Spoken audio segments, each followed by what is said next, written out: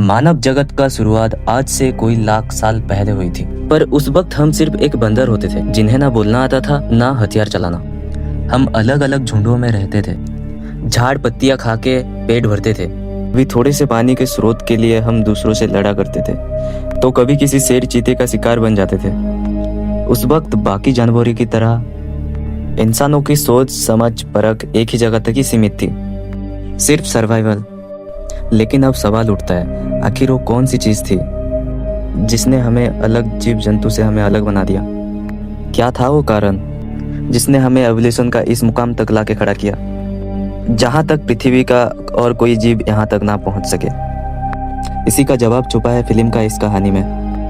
आज से 40 लाख साल पहले अफ्रीका के एक रेगिस्तानी इलाके से, जहां एप मैन यानी कि हम इंसानों का एक पूर्वजों का एक छोटा सा झुंड एक पानी की स्रोत के पास एक झुंड जीवन बिता रहे थे। उस समय हम शाकाहारी हुआ करते थे, बाकी शाकाहारी जीवों के साथ ही रहा करते थे।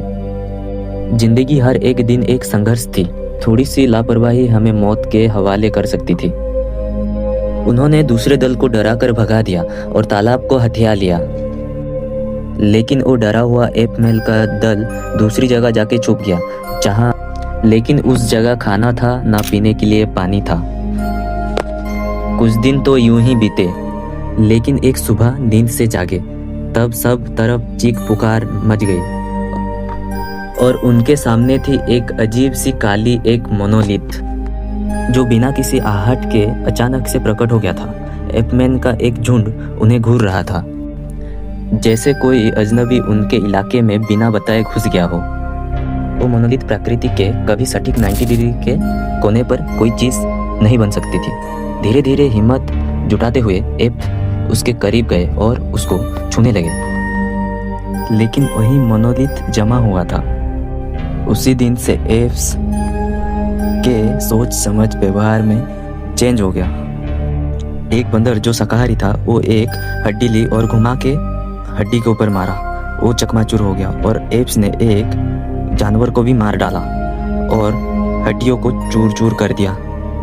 यही वो पल था जो इंसानों ने पहली बार किसी चीज को मारा था और उन्होंने शिकार करना और मांस खाना सीख लिया था। एप्स जब तालाब में गए तब देखे कि दूसरा दल वहाँ पे उसको हथियार रखा था, तो उनमें घमासान युद्ध हुआ और एक एप्स ने वो हड्डी में एक को मार डाला। यही था इंसानों का एक पहला सबूत जो मोनोलिथ के बाद शुरू हुआ था। उस मोनोलिथ में कोई जादुई शक्ति था जो इंसानों को सोचने में और समझने में हेल्प करता था।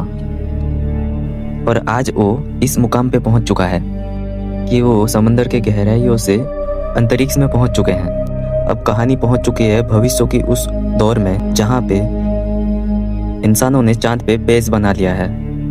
अंतरिक्ष में एक विशाल स्पेस स्टेशन है जिसके जरिए रिसर्चर्स साइंटिस्ट यहाँ पे आते जाते रहते हैं। उसी तरह American scientist doctor Hibbert Floyd एक खास मिशन में आए हुए थे।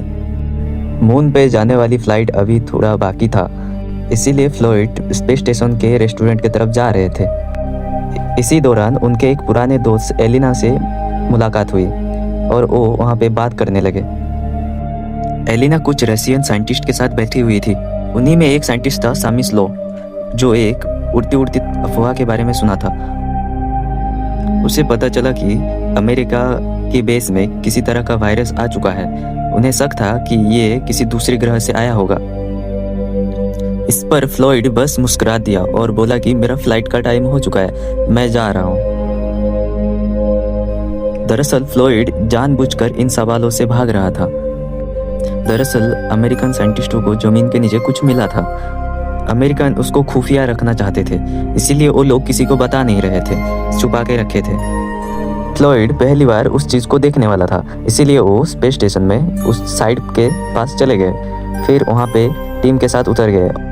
तभी उनको एक हैरान करने वाला चीज दिखा, जो एक था मोनोलिथ। वही जो 40 लाख साल पुराना मोनोलिथ हमने देखा था।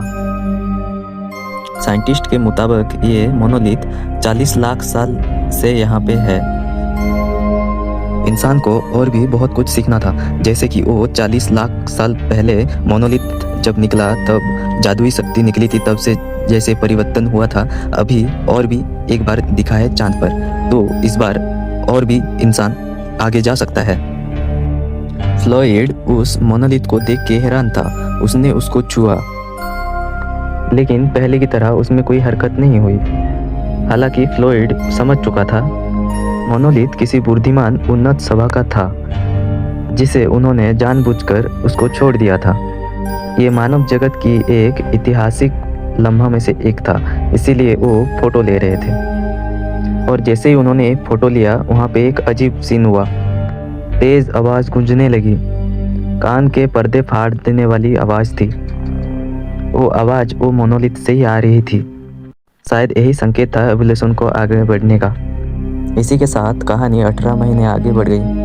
गहरी अंतरिक्ष में एक विशाल स्पेसशिप अंधकार को चीरती हुई आगे बढ़ रही थी।